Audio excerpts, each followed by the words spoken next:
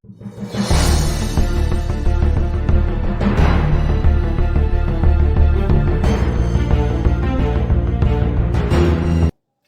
students, this side Harsh Bharadwaj, currently pursuing my BTech degree from NIT Warangal. Welcome you all into the another amazing session of coding.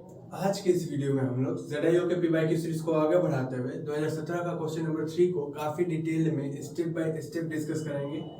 इस question में हम लोग hide and seek problem को solve करेंगे, जिसमें आपको basic arithmetic आनी चाहिए, मतलब कि जोड़ घटाव आपको आनी चाहिए। और बस जोड़ घटाव के हेल्प से हम लोग इस क्वेश्चन को सॉल्व करेंगे। बस एक छोटा सा लॉजिक इस क्वेश्चन में लगेगा जो कि आपको समझना हो। अगर आप इस चैनल पर पहली बार आए हैं तो प्लीज इस चैनल को सब्सक्राइब कर दीजिए और बेल नोटिफिकेशन आइकन को हिट कर दीजिए, ताकि कोई भी ऐसी इंपॉर्टेंट अपडेट आपसे मिस ना हो पाए। और अगर आपने इस प्लेलिस्ट को अभी तक एक्सेस नहीं करा है तो ऊपर आई बटन पर आ रहे लिंक पर क्लिक कर आप इस प्लेलिस्ट को एक्सेस कर सकते हैं। तो आइए अब क्वेश्चन को बहुत ही आसान सी भाषा में स्टेप बाय स्टेप समझते हैं। ओके, तो क्वेश्चन में बोला गया कि हमारे पास n चाइल्ड्स दिए हुए हैं जो कि हाइड एंड सीक खेल रहे हैं। हाइड एंड सीक का मतलब होता है लुका छिपी। तो आपको पता है कि हाइड एंड सीक के गेम में कोई एक बच्चे सीकर बनते हैं और बाकी सारे हाइडर बनते हैं। जो हाइडर होते हैं वो अलग अलग जाकर कोनों पे छुपे हुए रहते हैं, और जो सीकर होता है उसका काम होता है कि वो जितने भी हाइडर्स हैं उन सबको वो ढूंढे। तो अगर हम लोग हाइड एंड सीक का गेम खेल रहे हैं तो इसमें कोई एक बच्चा जो है सीकर बनेगा, और सपोज दैट कि टोटल अगर हमारे पास n बच्चे हैं और एक बच्चे अगर सीकर है तो हाइडर्स कितने होंगे, n-1 बच्चे हाइडर्स होंगे। अब हम लोग अपने मन से थोड़ा सोचते हैं कि जब हम लोग बच्चे थे तो आपको हाइडर बनना पसंद था या सीकर बनना पसंद था। ऑब्वियसली कि हमको हाइडर बनना पसंद था। तो जिस तरीके से हम लोगों को हाइडर बनना पसंद था, तो क्वेश्चन में भी यही दिया गया है कि मोस्ट ऑफ द बच्चे जो हैं वो हाइडर बनना चाहते हैं, ना कि सीकर बनना चाहते हैं। ओके, और सपोज दैट कि हमारे पास n बच्चे हैं, ठीक है, बच्चे 1, बच्चे 2, बच्चे 3 डॉट डॉट डॉट। तो कोई बच्चे होंगे जिनको हम नाम देते हैं कि ये आइवा बच्चा है, ठीक है, डॉट डॉट डॉट ऐसे करते करते हमारे पास n बच्चे हैं, ठीक है। तो अगर हम लोग मानते हैं कोई हमारे पास ith चाइल्ड है, ठीक है, तो hi का मतलब हुआ कि जो आइवा चाइल्ड है वो कितनी बार चाहता है कि वो हाइडर बने, उसको हम लोग hi से डिनोट करेंगे, ठीक है। आइवा बच्चा कितनी बार चाहता है हाइडर बनना, उसको हम लोग hi से डिनोट करते हैं। जैसे कि यहाँ पर एग्जांपल में दिया हुआ है कि n = 4 है, मतलब कि 4 बच्चे मिलकर हाइड एंड सीक खेल रहे हैं।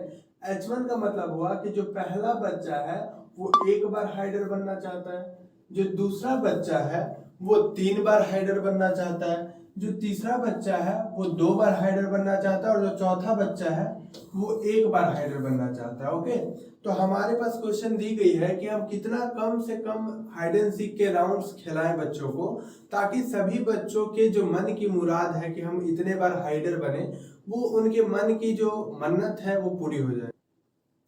तो चलिए इसको हम लोग कैसे कैलकुलेट करेंगे, पहले हम लोग एक क्वेश्चन से समझ लेते हैं।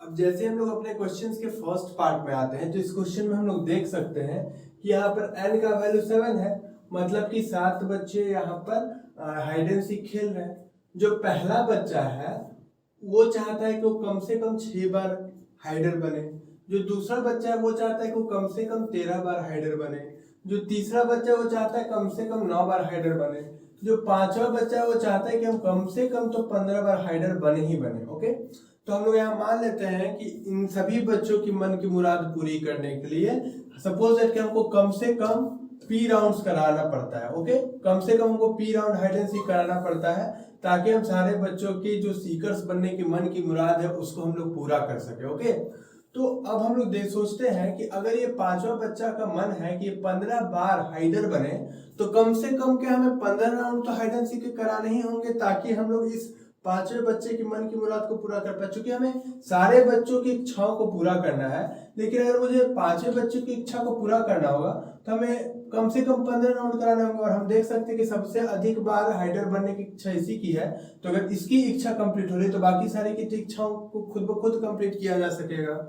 ओके, तो अगर हम लोग बात करें कि पी का जो मिनिमम वैल्यू होगा वो कितना हो, 15, मतलब कि पी का जो भी आंसर आएगा, मतलब मिनिमम नंबर ऑफ राउंड्स जो कि हमको कंडक्ट करना पड़ेगा ताकि सारे बच्चों की इच्छाओं को पूरा किया जा सके, तो या तो 15 से अधिक होगा या तो 15 के बराबर होगा।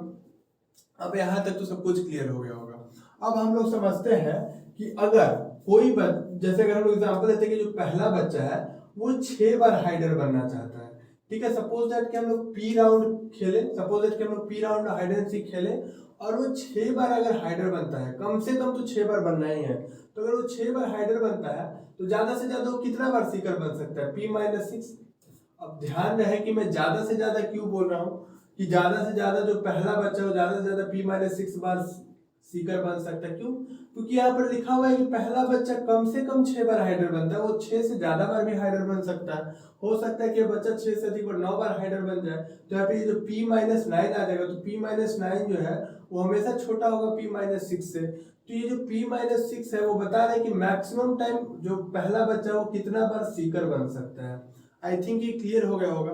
तो मतलब कि अगर हम लोग देखें कि अगर यहाँ पे आई का वैल्यू हम लोग बन रखें तो p-H1 क्या बता रहा है, H1 तो है कि पहला बच्चा कितना बार हाइडर बनना चाह रहा है, ओके। और उसको हम लोग P में से जब घटा दे रहे हैं तो ये हमको क्या निकल जा रहा है कि जो पहला बच्चा है वो कितना बार मैक्सिमम सीकर बन सकता है, ओके। तो जब हम इस तरीके से कैलकुलेट करते हैं तो जब हम लोग i का वैल्यू 1 करते करते n तक करते हैं तो ये जो इतना बड़ा हमारा जो इक्वेशन है वो क्या बता रहा है, ये जो एक्सप्रेशन है वो ये बता रहा है कि सारे बच्चे मैक्सिमम बार कितने बार सीकर बन सकते हैं। अब हम लोग एक बात समझते हैं, अब यहाँ पे एक हम लोग बात समझते हैं कि सपोज दैट हम लोग 10 राउंड हाइड एंड सीक को कंडक्ट कराते हैं। कोई बच्चा 2 बार सीकर बना, कोई बच्चा 3 बार सीकर बना, कोई बच्चा 1 बार बना, कोई 5 बार बना और कोई 1 बार भी नहीं बना सीकर। सपोज दैट एग्जांपल ले रहे हैं, तो ओके इसको भी हम लोग 2 कर लेते हैं। तो एक बात तो हमें समझ में आ रही है कि अगर हम लोग सारे बच्चे के सीकर को जोड़े तो वो तो 10 के बराबर होना चाहिए, ओके। क्योंकि हर एक राउंड में कोई ना कोई तो बच्चा सीकर जा रहा है, तो सारे बच्चे की अगर सीकर बनने की संख्या को जोड़ा जाए तो वो तो p के बराबर आना चाहिए, ओके। और जब हम लोग यहाँ पर ये सम कर रहे हैं कि कोई भी बच्चा मैक्सिमम कितना बार सीकर बन सकता है तो उसका वैल्यू या तो p से हमेशा बड़ा होगा या तो p के बराबर होगा। आई डोंट थिंक कि यहाँ तक आपको समझने में कोई दिक्कत हुआ होगा, ओके। जो भी हमारे पास बच्चे हैं वो मैक्सिमम जितने बार भी सीकर बन सकते हैं उन सभी का सम ये है एक्सप्रेशन। ये एक्सप्रेशन क्या है कि हमारे पास जितने भी बच्चे हैं वो सारे के सारे कितने बार मैक्सिमम सीकर बन सकते हैं वो ये है, और वो हमेशा p के बराबर होगा या p से बड़ा होगा। तो चलिए बस हमें इसी को इवेल्युएट कर देना है। तो p-hi का मतलब क्या हुआ कि p-h1 प्लस p माइनस, जब i का वैल्यू 2 होगा तो p-h2। ये समेशन का मतलब होता है कि सारे टर्म i का वैल्यू चेंज कर करके हमें सारे टर्म को जोड़ते जाना है, ठीक है। जब i का वैल्यू 3 रखेंगे तो प्लस p-h3 ऐसे करके जुड़ते जाएगा कहां तक, p-hn।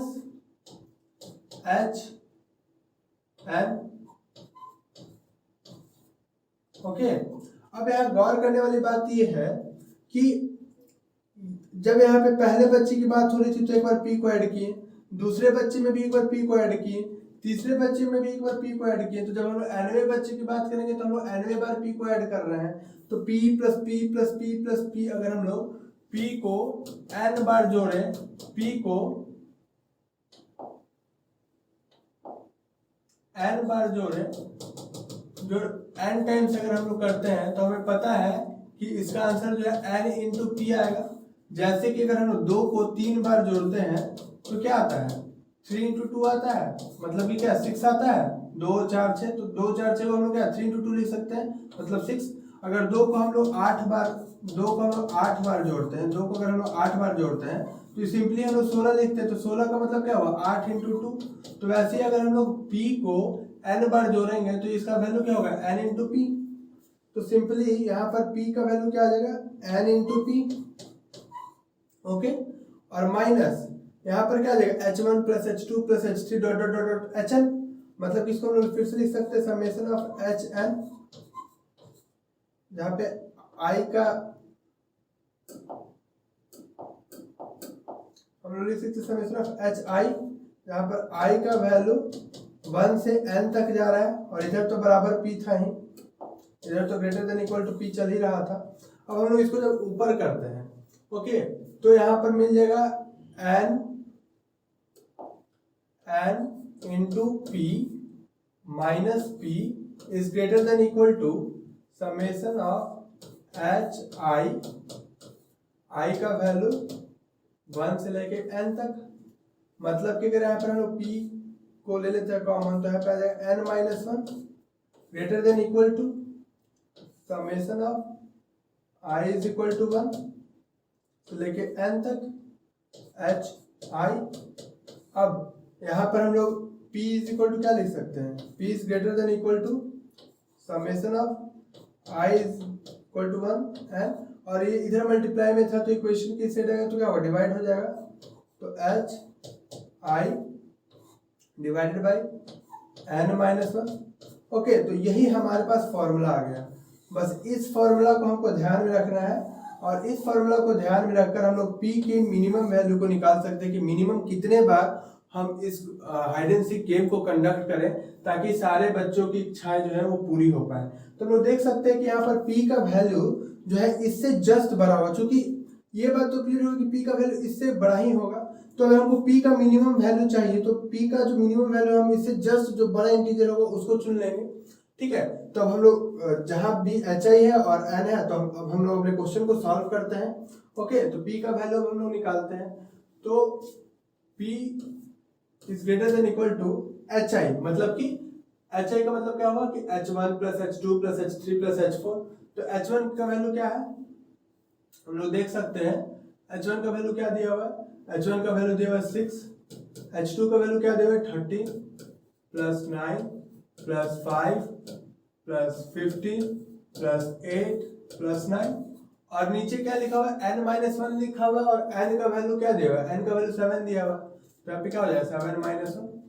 तो p is greater than equal to, अब यहाँ पे क्या आ जाएगा 65 आ जाएगा, और यहाँ पर क्या आ जाएगा 6 आ जाएगा। इसको जब हम लोग कैलकुलेट करेंगे तो ये कुछ 10.8 के करीब आएगा। ओके, तो अब 10.8 से जस्ट बड़ा इंटीजर क्या होता है 11, तो मतलब p का वैल्यू क्या हो गया 11।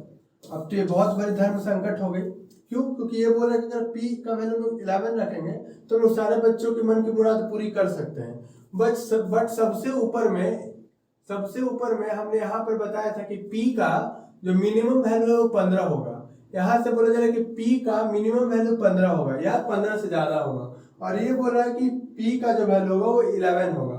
ठीक है, तो अगर इन दोनों में से जो मैक्सिमम वैल्यू है वही ले सकते हैं, क्योंकि दोनों कंडीशन को हमको ट्रू करना है।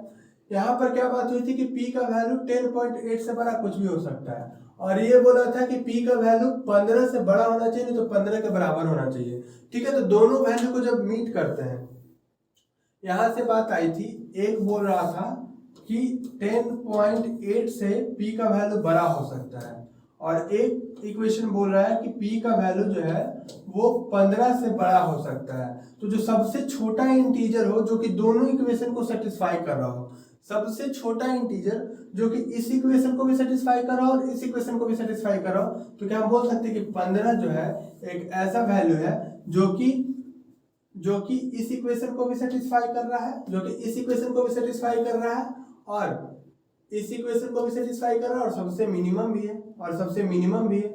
ओके, अगर हम इसको थोड़ा सा छोटा कर दें तो थोड़ा सा छोटा करने के बाद हमको सब कुछ अपने जगह पर मिल जाएगा। तो हम लोग कह सकते हैं कि क्या p का वो वैल्यू जो कि इस इक्वेशन को भी फॉलो कर रहा है, इस इक्वेशन को भी फॉलो कर रहा है, और सबसे मिनिमम भी है, तो क्या होगा 15। तो हेंस p का वैल्यू क्या होगा 15 होगा। ओके, तो बस ये हमारा आंसर हो गया, यही हमारा आंसर हो गया, और हम लोग इजिली 5 मार्क्स ग्रैब कर दिए। तो आप लोग देखिए कि कितना आसानी से हमको बस देखना है कि दोनों इक्वेशन से हमें क्या मिल रही है। जैसे कि इसका एक और बहुत ही बेहतरीन एग्जांपल हम लोग जस्ट इसके अगले केस में देखें। n का वैल्यू 12 है, मतलब कि टोटल 12 बच्चे गेम खेल रहे हैं। पहले बच्चे का मन है कि वो 6 बार हाइडर बने, दूसरे बच्चे का मन है कि वो 7 बार हाइडर बने, तीसरे बच्चे का मन है कि वो 7 बार हाइडर बने, और ऐसे करते करते 12 बच्चे की विशेष यहाँ पे लिखी हुई है कौन बच्चा कितना बार हाइडर बनना चाहता है। अगर हम लोग गौर से इसमें देखें तो यहाँ पर हाईएस्ट जो है वो 9 है, मतलब कि जो बच्चे हैं वो ज्यादा से ज्यादा 9 बार ही हाइडर बनना चाहते हैं, 9 बार से ज्यादा वो हाइडर नहीं बनना। समेशन। ओके, तो जब इसको हम लोग सॉल्व किए थे तो हमारा जो p का वैल्यू था वो p का वैल्यू आया था समेशन ऑफ एच आई का वैल्यू 1 से लेकर n तक और नीचे n-1। ओके, इसको हम लोग थोड़ा शॉर्ट करते हैं और फिर समझते हैं। तो यहाँ पर अगर हम लोग p का वैल्यू कैलकुलेट करें तो अगर हम लोग hi का समेशन ऑफ hi का मतलब क्या हुआ, h1 plus h2 plus h3 plus h4 dot dot dot h12 तक। तो हम लोग नोट कर लेते हैं यहाँ से value 6 plus 7 plus 7 plus 8 plus 999 999 9999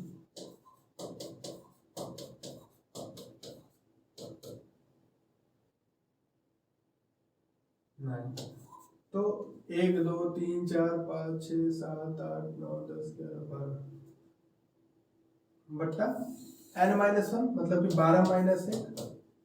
okay, तो p का वैल्यू जो है वो अगर हम लोग इसको सम करें, ओके, तो इन सभी का सम जो है वो आएगा 100 डिवाइडेड बाई 11। ठीक है, तो इसका मतलब ये हुआ कि p का जो वैल्यू है वो 9.09 से बड़ा होना चाहिए। तो 9.09 से जो जस्ट बड़ा संख्या होगा वो कितना होगा, 10 होगा। मतलब कि p का वैल्यू p का वैल्यू जो है क्या 10 के बराबर होना चाहिए। बस यही हमारा आंसर हो गया। जो 10 वैल्यू है वो 9 से बड़ा है और काफी मिनिमम है, तो 10 हमारा आंसर हो गया। तो ये 10 ही वो वैल्यू है जो इसको भी सेटिस्फाई कर रहा है, इसको भी सेटिस्फाई कर रहा है और सबसे मिनिमम भी है। ओके, तो यहाँ पे ये हमारा 10 जो है हमारा आंसर हो गया और हम लोग काफी इजिली 10 मार्क्स को ग्रैब कर लिए। अब हम लोग चलते हैं अपने अगले पोर्शन पे, अपने अगले सब टास्क पे चलते हैं और देखते हैं कि हम लोग उसको कितना इजिली सॉल्व कर पा रहे हैं। ओके, तो यहाँ पर देखते हैं कि हमें 15 बच्चों के यहाँ पे हमें 15 बच्चों की विशेष पूरी करनी है, क्योंकि यहाँ पर टोटल 15 बच्चे जो है वो हाइड एंड सीक खेल रहे हैं। और ये जो पहला बच्चा है ना वो 131 बार चाहता है कि वो हाइडर बने, दूसरा बच्चा 135 बार चाहता है हाइडर बने, और जो छठा बच्चा है इसने तो हद कर दी, वो चाहता है कि 140 बार वो हाइडर बने। तो एक बात तो क्लियर हो गया कि जो हमारा p का वैल्यू है वो 140 से ज्यादा होगा या 140 के बराबर होगा। अब जो हमने फॉर्मूला पढ़ा था कि p का जो वैल्यू है वो समेशन ऑफ